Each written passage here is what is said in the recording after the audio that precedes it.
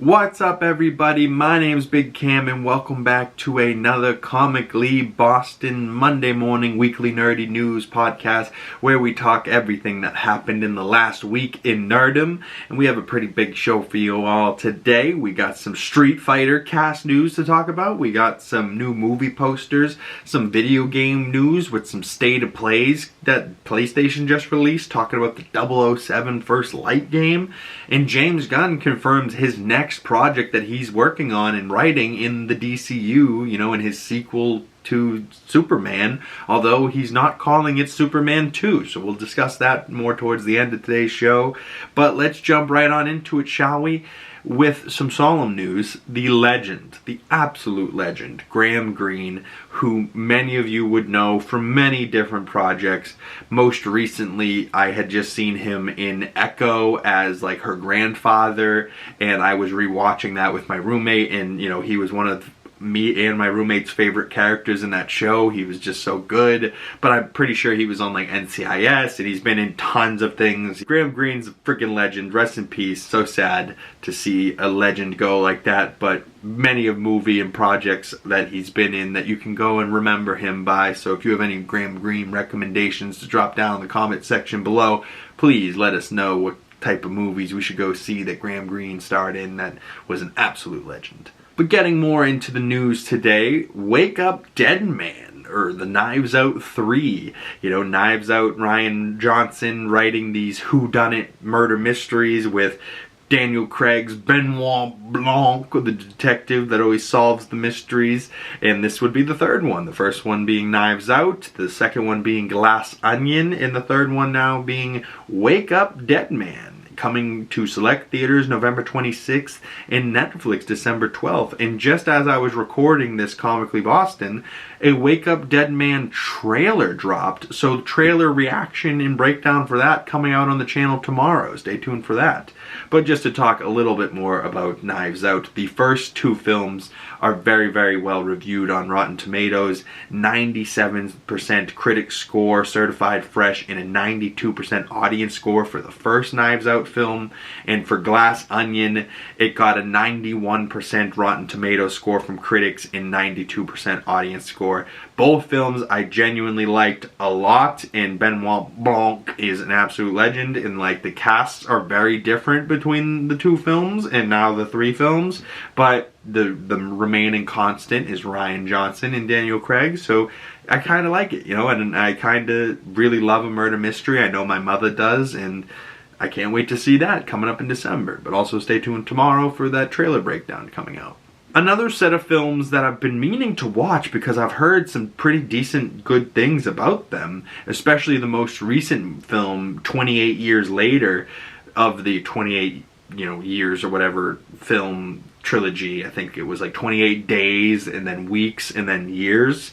And 28 Years Later has a spin-off, it seems, coming called The Bone Temple, which I believe is following like Race Ifans' character from the 28 Years Later movie.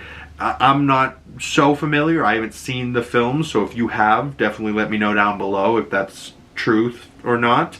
But coming to theaters January 16th, 28 Years, The Bone Temple, from director Nia DeCosta. And Nia DeCosta did like The Marvels, and she's done some other things since. So doing a 28 years later, The Bone Temple movie looks creepy. I don't know if that will be the type of movie I'll see, but maybe I'll get around to watching the 28, whatever days and weeks and years movies, and I'll maybe like them. I don't know. But if you've seen those, comment below. Would that be something I'd be interested in? I don't know. Tron Ares. I do like the Tron films. I mean, I don't know if I've seen the OG one, but I remember seeing, I think it was called either just Tron or Tron Legacy. And, Jeff Bridges came back, and, that young kid and riding the bikes, I did like those Tron movies. I thought they were pretty good sci-fi films, but I'm not really a Jared Leto fan. So, him being like the person in Tron Ares isn't a very good selling point, but like Tron in the real world and like these black and red bikes and the ships, and it looks pretty cool, and the graphics look pretty sick. Coming to theaters October 10th, but we got a couple different posters here. We got this one, and then we have an IMAX, filmed for IMAX poster where the bike is kind of launching towards us into camera with like the streaks of light going out behind it. And then you have this 4DX poster, feel it in 4DX, as these two Tron riders are going at it. And I hope Jared Leto's character just gets wiped out real quick and he's not like the main person going through the entire film, because if he is, I don't know if it will do well, you know. I mean, some people like him, some people hate him, you know, like he's kind of hit or miss for most people, it feels like. Anytime I see him, I'm like, that guy looks weird. He seems strange and he creeps me out. Doesn't make me feel good. It makes me feel uneasy when I see him. I'm like, ugh. Even as like the Joker, you know, like the Joker, I was, you know, like, well, what's his deal? But just seeing him as a normal human, it's like, it'll still get the same feeling. That's not a good thing. But what is a good thing for some people, if you're a big Avatar fan, and Avatar 2, The Way of Water, came out last December, 2 Decembers ago, and Avatar 3 coming out this December, and it looks like James Cameron wants to try and make a little bit more money in the box office for Avatar 2 before Avatar 3 comes out, and it looks like Avatar The Way of Water is coming back to big screens in 3D only for 1 week, October 3rd. So if you didn't get to see Avatar The Way of Water in theaters, or if you're a big 3D fan and you want to get to see that before the third one comes out, October 3rd. Go check it out, and maybe in a theater near you. Now, a film that I don't know if it will be good, kind of similar to the Mortal Kombat film, where it was like, the first one wasn't necessarily that great, but it was still okay. And then the second film, Mortal Kombat 2, I think is going to be better because the cast is better, they got more going on, it seems like there's going to be more fights. But in the same realm as a Mortal Kombat, Street Fighter is now trying to make a movie, and they just announced like their cast the other day in this like interesting, like, you know, retro gaming, you know, choose your character type of thing, and it has like the map of the world where all of these, you know, different people are from, and, you know, it has all the little character faces down below, and then they release some individual character, you know, actor and who they're going to be playing character posters. Like Eric Andre is going to be playing Don Savage, which I think will probably be funny. Eric Andre. Andrew Schultz is going to be playing Dan Hibiki. From Hong Kong, Andrew Schultz. Okay. David Dastmalchian, who played Polka Dot Man, and also, Kurt in Ant-Man 1 and 2. Baba Yaga sleeps at night, Baba Yaga comes in fright, you know, or whatever he says. But he's playing a character called M. Bison, or Mr. Bison, I don't know. But he looks like he's gonna be like a general or some kind with like a hat. They got 50 Cent in here playing Balrog. God damn, I thought Balrog was that giant demon thing from Lord of the Rings with the giant horns that friggin' Ian McKellen tells you cannot pass. But no, 50 Cent's playing Balrog. Jason Momoa's playing Blanca. Ooh, 50 Cent, Jason Momoa. Okay, you're starting to win me over here. Roman Reigns is playing Akuma. Oh, I need Roman Reigns and Jason Momoa to share the screen. Not because they look so similar, but because they're large Hawaiian Samoan-esque men, and they need to just be on screen together, whether they're kicking each other's ass or kicking the asses of other folks. I'm okay with it, but he needs to be on screen, along with Cody Rhodes, who's going to play Gilly with the big flat top. Oh man, dude, Cody Rhodes, he's going to be in there. So they got some WWE guys over here. And then they have Andrew Koji, who's playing Ryu. And Ryu was probably the only character from this list that I actually was like, oh, that's definitely from Street Fighter. And one of the only other actors that I recognized playing one of the characters that I recognized. But Andrew Koji, I believe, was just in the Snake Eyes movie recently. He might have been Snake Eyes, or that was Henry Golding, and Andrew Koji was like his, what's the white Snake Eyes, you know what I mean, from like the OG G.I. Joe movies. Either way, he definitely seems like a martial artist of some sort, so he's going to be playing Ryu. Very cool.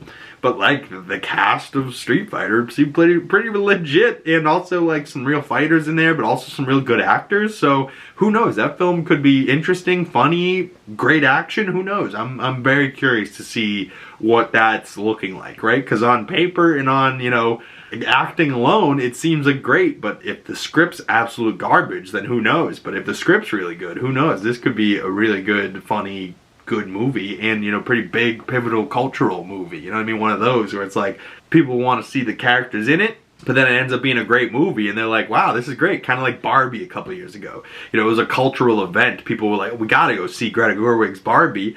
Even if they were into Barbies or not, they just wanted to see everybody that was in it, you know? And like John Cena cameos as a merman, like with Dua Lipa, you know?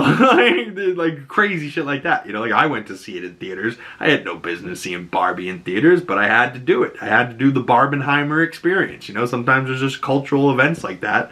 And maybe Street Fighter could be that, or probably not, but could be, who knows? Now, something coming up, I believe, in November that I am so excited for is Predator Badlands, and Predator Badlands is now on the cover of the SFX magazine. It almost looks like it says sex on it, you know, and they just blocked out the E. But no, I think it's supposed to be an F, SFX. And then at the top it says Tron Ares on set for the new sequel. And then it says him... A Deal with the Devil, The Strangers, Time for Chapter 2, Space 1999, Celebrating 50 Years. Okay. Gen V, The Boys Go Back to School, Stranger Things, More Unseen Set Interviews. So it seems like FX magazine seems to like be a movie magazine where they're like behind the scenes on set, you know, getting interviews type of thing. But then it says Battle World exclusive, Let the Hunt Begin, Predator Badlands, Dan Trachtenberg on his Yocha Renaissance. And then at the bottom it says plus Star Wars, Red Dwarf, The Astronaut, Strange Harvest, The Drowned, Secret Wars, The Sister Grimm, Blade Runner, Doctor Who, A Big Bold Beautiful Journey, Conan, and The Witches. Interesting. If you picked up that magazine, or if you know more about SFX magazine, comment below. I have never heard of it, but I definitely liked that magazine cover for Predator Badlands. But kind of in the same universe, switching over from Predator into the alien side of things, the director for Alien Romulus, FEDE Alvarez, who did an absolute phenomenal job with Alien Romulus, and I loved that movie, has now recently said that he will not be directing the sequel to Alien Romulus, and that like the scripts are great and stuff like that, and they're starting to work on it, and he's producing it similar to Ridley Scott producing most of the Alien films. But he didn't direct most of them, but he directed like the first one, you know what I mean? But Ridley Scott's a legendary director, right? If he directed the first one, of course you're gonna let him produce other ones. It seems like FEDE Alvarez has the mindset of like, I did the movie, I think you should just do one and then find the director that has the vision for the next one. I don't know if this is true or not. I don't know what happened here. I feel like maybe something happened off screen where they were like trying to change his vision or something, and then maybe he was just kind of like, nope, I'll produce whatever the fuck you want and I'll collect a check for this next movie, but no, if you want to change my vision, someone else can direct. And he just backed out like that. Or maybe he just doesn't have any ambition to direct the next movie, you know what I mean? Like, but after his work in Alien Romulus, I wanted to see his follow-up to it, you know what I mean? I want to see Andy and Kaylee Spaney and Isabella Merced and what happens to them after the events of Alien Romulus, you know? Like, that was a pretty crazy ending. I kind of want to see what happens next, you know? Like, I'm sure they will have an Alien Romulus sequel, but in FEDE's mind, he's not directing, and he's like, they should find a better director that has a vision and passion to do that. And I think if they're going to do it, and they want to do it sooner rather than later, have Dan Trachtenberg, who has now been the head of like the Predator stuff, and just recently did Prey, and then did the animated Predator Killer of Killers, and then in November is coming out with Predator Badlands, and Predator Badlands seems to have some Weyland-Yutani, you know, alien references in it. So if there's alien references in Predator Badlands, maybe there could be some Predator references in, say, Alien Romulus 2, or even maybe Alien Earth that isn't over yet, and we've been breaking down on the channel weekly. So if you're a big Predator or Alien fan, maybe you go check out those Alien Earth breakdowns that are currently on the channel, and Alien Earth that's currently streaming every Tuesday on FX and Hulu. That show's been pretty good so far, but maybe you let Dan Trachtenberg go ahead and do an Alien movie as well. Maybe he doesn't want to. Maybe he just is like a Predator guy and he just likes the Predators. But, you know, Alien vs. Predator was a thing back in like 2004, and I was growing up on them and really liked them, even though they're not the most well-reviewed movies. But going back and watching them, those still hold up pretty good to me. You know, and the Predators in those films are still pretty badass. But I don't know, some of the lore in the film doesn't add up to like the timeline going on outside of those two Alien vs. Predator films. But, you know, maybe they fix that. Maybe they fix the timeline, they fix the lore with these newer films, and, you know, with Prey and Killer of Killers and Predator Badlands, maybe we connect things back to Alien vs. Predator with Alien Romulus 2, and then we get an AVP whatever, 3, or just a new, you know, generation of Alien vs. Predator. I think I would be really, really here for that, and I think a lot of people would be, you know, fans of both. You know, sometimes fans are fan of just Alien or Predator, and they weren't fans of AVP, but there's a bunch of people out there like me, I think, that are fans of both, and fans of the Alien vs. Predator movies, and want to see the two link back up, you know, like, why not? They're both aliens, they're both crazy aggressive. One's the ultimate killer, one's the ultimate predator. Why not have them go up against each other? Why not? You know, it seems like a match made in heaven. Speaking of match made in heaven, oh boy, do I have some news that's going to upset some people. But Paramount just got the rights to Call of Duty in a potential movies and shows being able to be made from Paramount now. So I was like, oh, that's kind of cool. Paramount and like Call of Duty can now be made into shows and stuff like that. Like, some of the Call of Duty games are very rich with their campaign stories. Like Call of Duty Modern Warfare 2, and the characters of Soap and Ghost, and, you know, at the very end, what happens to poor Ghost. And that Captain, what's his name? Captain Price, I think, is your buddy, but Captain whatever is the bad guy. Ooh, right? Like, what a heartbreaking ending for anybody that played that game. It's, you know, Call of Duty's not all about Warzone and the fucking stupid Battle Royale, Fortnite bullshit.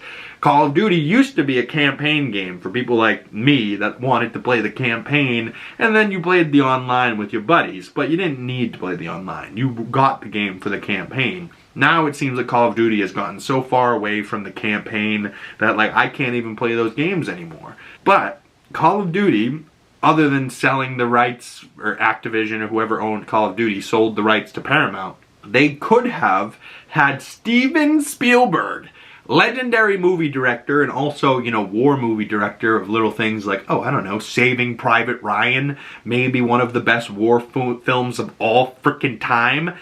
And Call of Duty denied Steven Spielberg. Steven Spielberg really wanted to direct a Call of Duty movie. He's a huge gamer and plays Call of Duty, and he loved it, and he pitched his vision to Activision and wanted control of the final cut and full control over production. He's Steven Spielberg. He deserves final cut and full say, but Activision got spooked when hearing this, like, ooh, we don't want to give up our control, like, it's our thing, like, we don't want to give things up like that to Steven Spielberg, why not, you know, control it a little bit more? So Activision got spooked and sold the rights to Paramount, where they'd have more control over the process. So Paramount's still going to try and make Call of Duty projects, but they're now going to be able to give them notes on, like, hey, don't do this, don't do that, you know, I don't know if this is how we want to show our game, you know what I mean, that type of thing.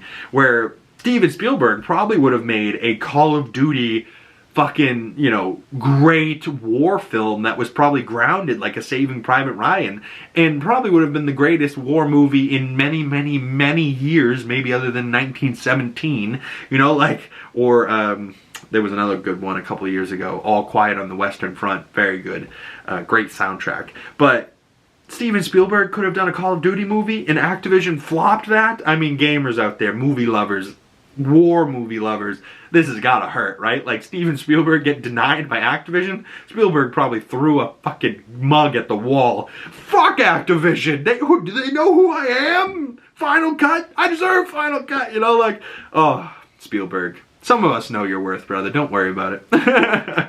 Something else very cool and gaming adjacent just came out recently, and that would be the first gameplay and like footage and like test gameplay that we saw for 007 James Bond First Light video game that should be coming sometime next year. And PlayStation was having like this state of play event, and they released like this 20 to 30 minutes of like gameplay. And I have a little clip of some of the gameplay that I just wanted to show here because this game looks really sick, and I haven't seen, you know, a Bond film in a long time. We've been talking about who the next James Bond might be, and I haven't played a Bond game since like GoldenEye. So, you know, having a new game like this that's story driven, but also, you know, feels like it was made by the Hitman people, and I really liked the Hitman game as well, but it also felt like it lacked certain things, and it seemed like they're making the Hitman game but also giving you hand-to-hand combat and shooting and running and sliding and diving and, you know, all types of explosions and different things that you can do that you can't necessarily do in Hitman, you know, and drive cars and all these types of shit. But let's take a look here at the little bit of gameplay trailer that I have here from 007 First Light. I'm not loving the odds. No, I've had worse. Well, in that case, Well, what are we waiting for? No sign of 009. We need to inform M. No time. I'm going after him. Make him call off the attack. Are you out of your mind? I'll be careful. Come on, Moneypenny. If I lose the trail, we'll never know who they're working for. Oi, you lads got a faulty coffee machine? I hope I'm not interrupting anything. you're not. Damien, meet. Bond. James Bond. If 009 slips through our fingers, we're the last line of defense.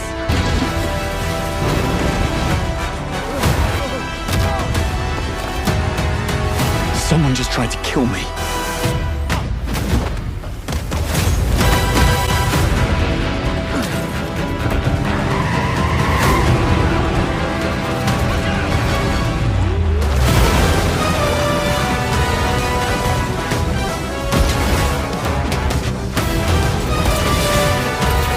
Any sage advice? Play nice. Always.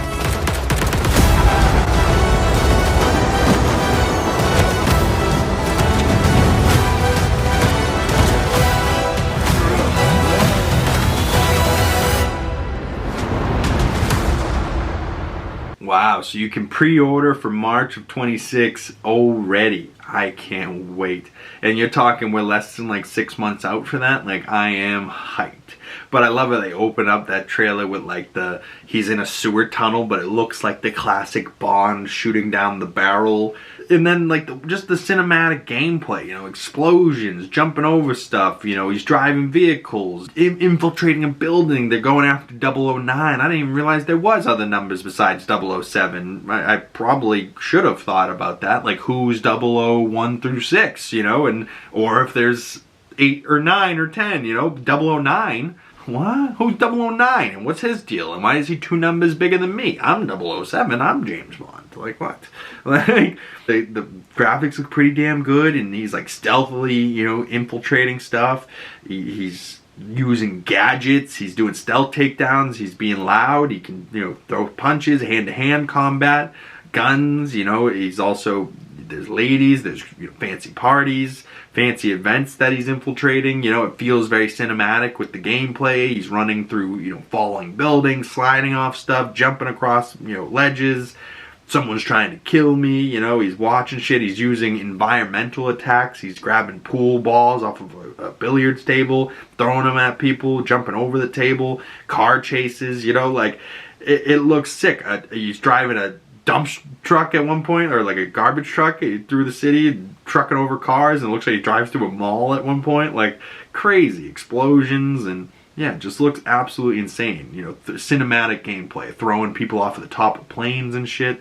It just looks awesome. I can't wait to play this game. or even like just to get like a first legit trailer. I mean, I guess that was the trailer for the game because that was just like 2 minutes, but like there's a full 30-minute demo of the gameplay, and they're showing you like this at the state of play at like, you know, what was going on with this game, and like teasing what this game could be about, and showing you, you know, gameplay mechanics and how it works, and you know how the story unfolds a little bit. And I think they throw you in right at the beginning of the game, and then they fast forward a little bit, and then you're into some other stuff, you know, like.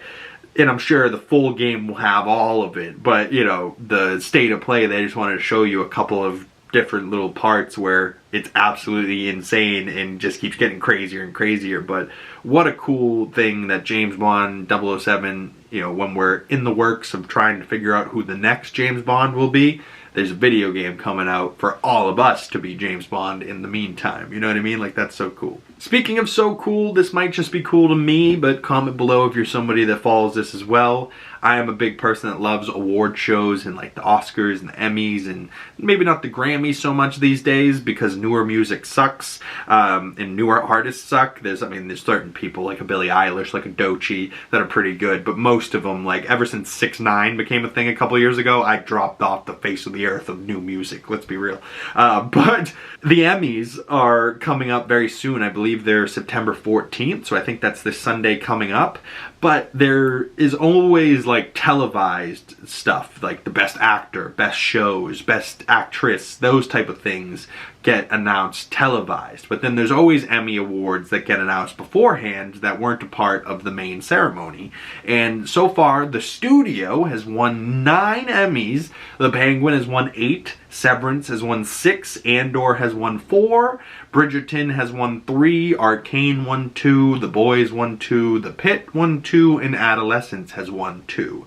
But so far, before the Emmys even has started, the big winners are Studio, Penguin, Severance, and Andor. That's awesome, you know, and I've seen 3 of those shows. Severance, I started and I never got fully into because of how weird season 1 is, but I've heard such good things about that show that I've been trying to get my mother back into that so that we can both watch it and call each other and, hey, did you watch that episode? No, not yet. Oh, you got to, you know, and then you call back, hey, I saw that. That shit was insane. Watch the next one so we can talk about that one. Okay, did you watch the next episode? You know, like you're calling back and forth. That was sick. Yeah, I know. Oh my god, yeah. Like that's the type of television I like to watch. You know, I don't necessarily like to just watch the shows. I like to watch the shows and then go to my roommate or whoever is watching it, my buddies, people on Twitter, and just be like, yo, what'd you think of that? That was insane, right? You know, like, it's more so about chatting about the things than even seeing it for me. You know, like I like to know what people think about stuff, you know, and know that people saw the same craziness that I saw. And if you didn't, I'm like, you're missing out, bro. What the fuck?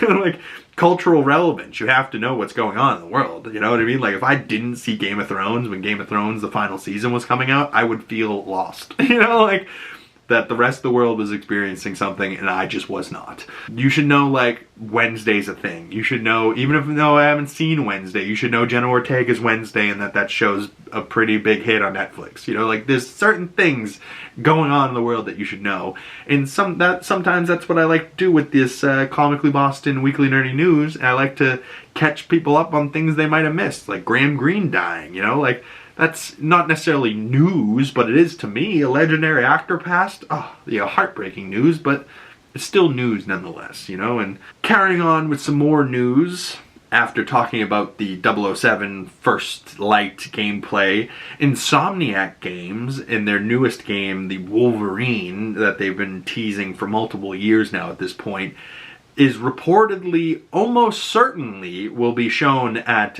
PlayStation's State of Play at the end of September. So whatever State of Play happened recently wasn't PlayStation's, maybe it was Xbox's or something, or maybe it was just James Bond's First Light wanting to do a State of Play just for that game. I don't know, but PlayStation has a State of Play at the end of September coming up, and it's almost certainly going to show the gameplay trailer or even gameplay for the Wolverine Insomniac game. And that is very exciting to me because I've been dying to see more of this game and to play this game. In between, like, Spider-Man 2 and, like, James Bond First Light, like, those are both games that are right up my alley, where their characters, two very different characters, one swings through New York, one's shooting a gun, you know, and like killing people and being an assassin and, you know, movie-esque stuff, where Spider-Man's fighting supervillains, and you know what I mean? Like, same type of thing where it's Marvel game. Like, we don't really get a whole lot of Marvel games, and it feels awesome that we're getting a character like Wolverine having his own game. That's sick. But it also needs to be like rated M, because I want Wolverine to be slicing off arms and blood going everywhere. And, you know, like, that's what the character is. This character has metal blades for claws. Like, they're sharp. They cut things. They cut people's heads off. They cut people straight down the middle in thirds. You know what I mean? Like, these claws are dangerous weapons, and they should show that in the game. It shouldn't just be stab, stab, stab, stab, and then the person's fine. Like, there should be one swipe of the claws, and there should be an arm missing. You know what I mean? Like, like, that's what Wolverine is. Wolverine can walk up behind somebody and just go sink in 3 knives through your head, like, and he just pulls them back in, and then he has some blood on his hands. You know what I mean? Like, I want to see blood, I want to see severed limbs, and hopefully that's what Wolverine has to offer. But just closing out today's show with the rest of this Marvel news, and then we'll talk about DC, and then we'll get out of here. But last week I was talking about the poster from D23 in the Avengers Doomsday poster, and some commenter was like, "This is fan art. I don't know how people are so dumb that they can't realize this is fan art." Ugh. And he said it like vague enough that he wasn't calling me an idiot, but like, you're commenting on my page and I'm talking about this, and you're saying, "Oh God, how do you think this isn't fan art?" I think I said in the video that I did think it was fan art, but it's not necessarily important that if it's fan art or a real poster for Avengers Doomsday. What was important was talking about Avengers Doomsday and what could be happening in this movie and what we know about it so far. And what we know is that these characters are going to be there against Doctor Doom. We don't know anybody on Doctor Doom's side of things yet. So it's Doctor Doom, and then it's these other Avengers going up against him. But our Avengers aren't together like they are in this picture, and that's what I was trying to explain in last week's video. But it seemed like this one moron was like, "It's fake news," and I was like, dude, it's a 47-minute long video. I talked about Avengers Doomsday for like 2 minutes, so you're telling me the whole video is fake news? Like, don't start spreading that shit around my channel. Like, what are you doing? You know, if you wanted to tell me that this poster's fan art, that's great. It doesn't matter. That's not what we were talking about. If it was fan art or real, we were talking about the Avengers Doomsday of it all. You know, even if this is fan art, who gives a fuck? You know, like, also, if it was fan art, what do you call this? This is a real poster at D23 that has a bunch of characters all over this fucking poster. Some that we haven't seen, some that we have. You know, and just to go through this a little bit, like, this poster is crazy, and it's got Namor, and it seems like they're fighting a bunch of Doom bots maybe, or like maybe even zombies or something.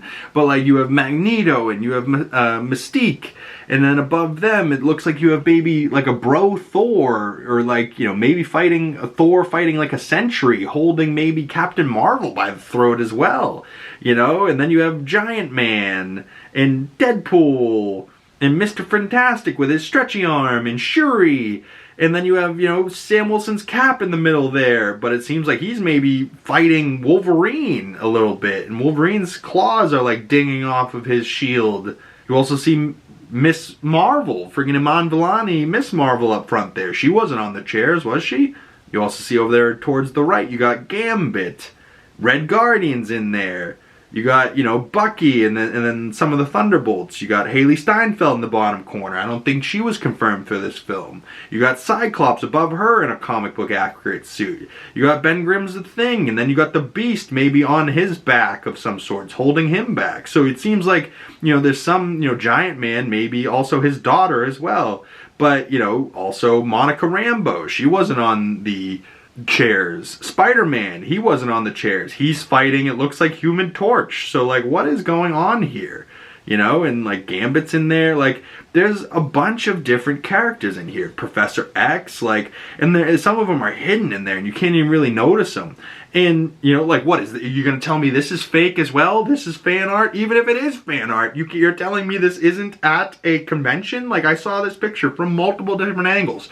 The last image I saw from multiple different angles. Even if it was fan art, It was there at D23 as far as I'm concerned. And even if I'm wrong, I don't give a fuck because I'm talking about things I'm interested in Avengers Doomsday. It's not, oh, this is 100% real or not. You know, like, I'm not an official news source of anything. I'm a fan just like any one of you else that clicked on this video, and we're looking to talk more about what we're into. We're not looking to, like, you know, poo-poo any ideas, you know? Like, we're trying to fucking lock in what we're interested in and move on from there, you know, and talk about things we're interested in. We're not trying to argue about nothing, like literal nothing. Like, you're a garbage man. And I told him he was a pussy, and I stand by it. He's a pussy. Coming up soon in September, a couple weeks, September 24th, all episodes of Marvel Zombies drop, and we got a little poster here where it looks like zombie Caps crawling out of the ground and creepy glowing eyes, and maybe Hawkeye zombies over there on the left, Wanda zombie in the back, maybe a Okoye with her spear there.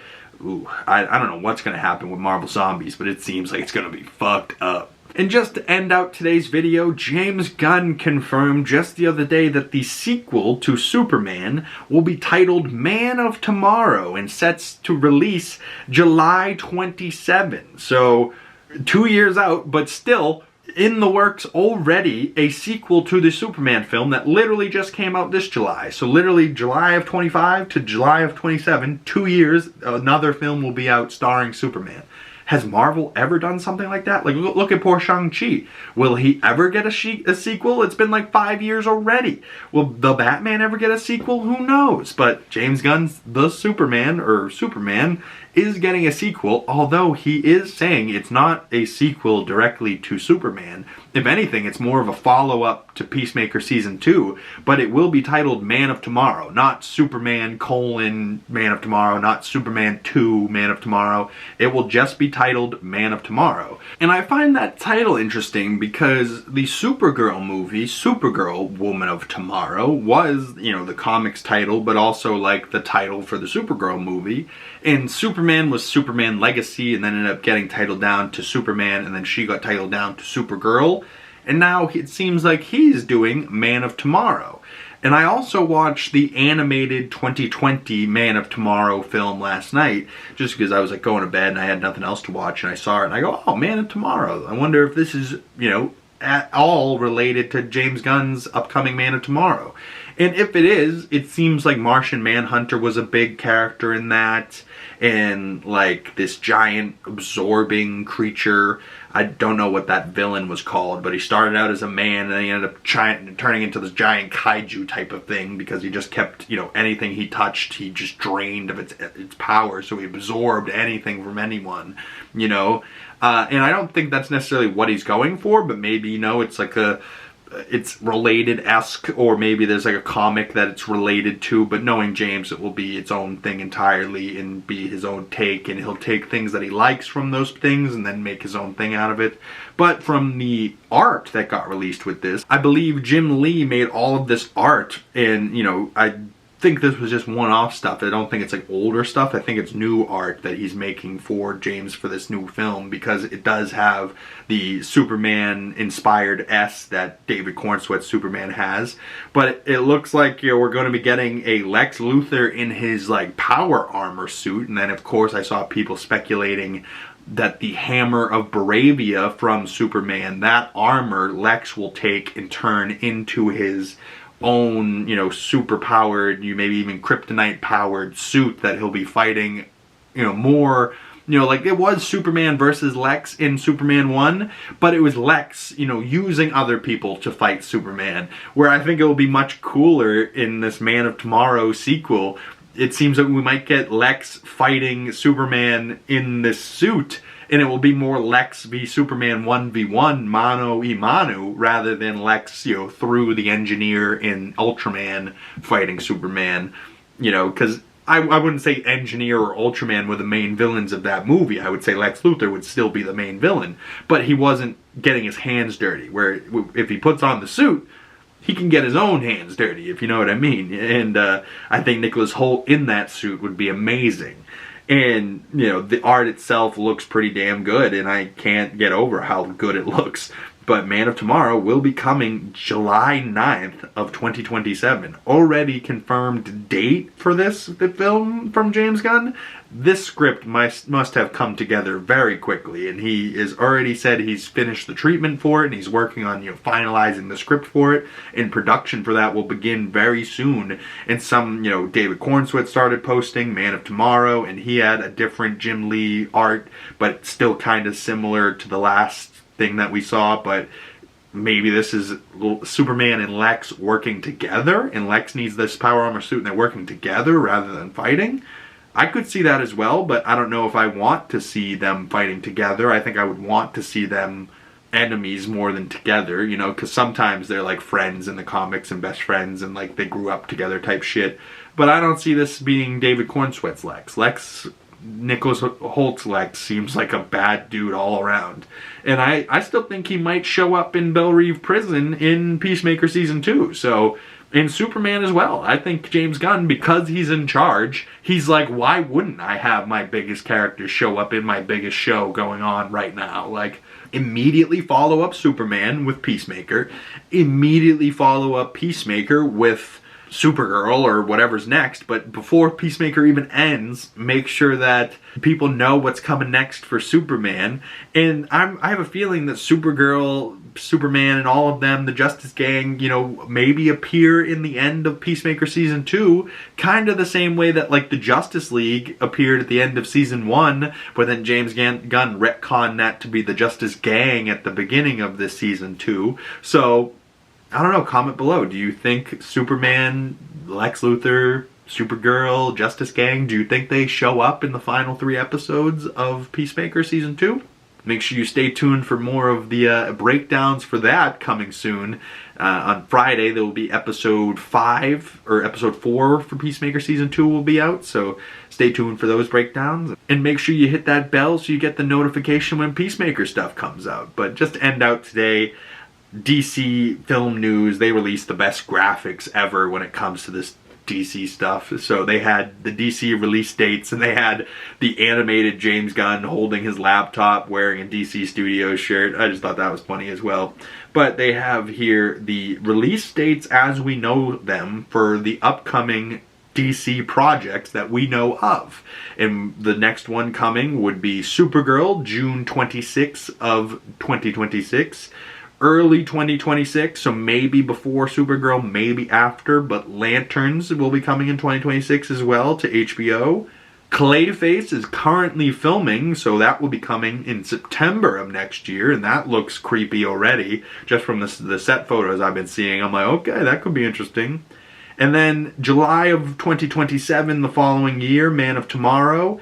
October of 2027, we'll get the Batman Part 2. And then hopefully by June 30th of 2028, we will be getting the Dynamic Duo animated feature film. And I heard a rumor about that film recently that got delayed maybe a little bit. So who knows if Dynamic Duo is really getting made, but the other 5 films are 100% in the works in, TV show for the Lanterns.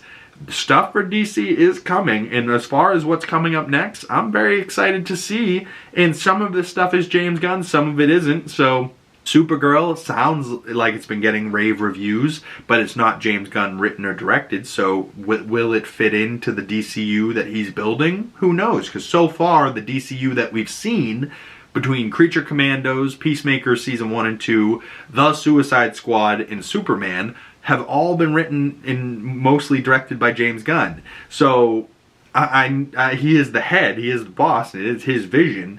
But, he does seem to be a good collaborator. Everybody that works with him seems to be good. But I'm curious to see what his head of studio will be like. Will he be a good collaborator for other filmmakers? Will he butt heads with anybody? Like, will a news report come out in the next couple years? A movie was getting made and then got shut down because director and James Gunn had different creative looks on how this movie was supposed to turn out.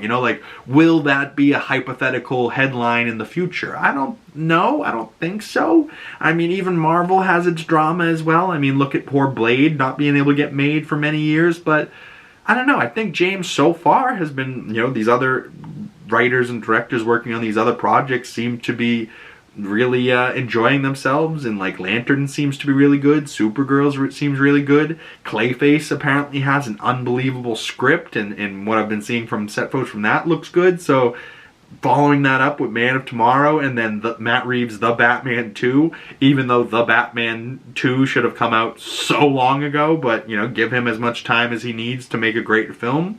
But having in the same 6 months, July to October, a Superman sequel film and the Batman 2 sequel will be so sick. In like 2026 and 2027 for movies is about to be the next craziest 2 years of my life, I feel like. I thought 2024, 2025 was crazy years for movies. 2026, 2027 is going to be an absolute nuts year for movies. I mean, 2026, 2027 alone, we're talking Avengers, Doomsday, Secret Wars, all of these things we're talking about here with the DC stuff, but you're also talking like the Odyssey comes out at some point, probably another Avatar film, like Avatar 3 comes out this winter, so I'm not sure when 4 would come out, whether it would be 2027 or 2028 or whatever, but like there's so many films on the way that sound so good, and next year and the year after that, and even the rest of this year, there's a lot of great things coming out. So if I can encourage you to do anything, go watch some movies, go watch some shows, go watch what your favorite characters are doing and check them out, and comment below what you've seen recently. If you want to recommend anything for me, that sounds amazing. And if there's any news that I missed that came out over the last week, be sure to let me know down in the comment section below if there's anything you want to chat about that I didn't get to talk about. And if you have any thoughts on any of the topics we talked about today, make sure you comment down below, or you can message me on my other social medias. Links for those down in the description below. Please go follow those and support my other channels and my other pages, my other social media accounts. But YouTube's the main place I appreciate your support, and if you really want to support the channel and help me out, the best way to do that is liking this video, commenting down in the comment section below, subscribing if you haven't already, and make sure you hit that bell so you get the notifications when future Comically Boston Weekly Nerdy News podcasts come out. But once again, my name is Big Cam, and this has been another Comically Boston Weekly Nerdy News. I really appreciate anybody that clicks on these videos and stuck around to this far in the video. You guys mean the world to me, and I love y'all, and I will see you beautiful people in the next video. Peace!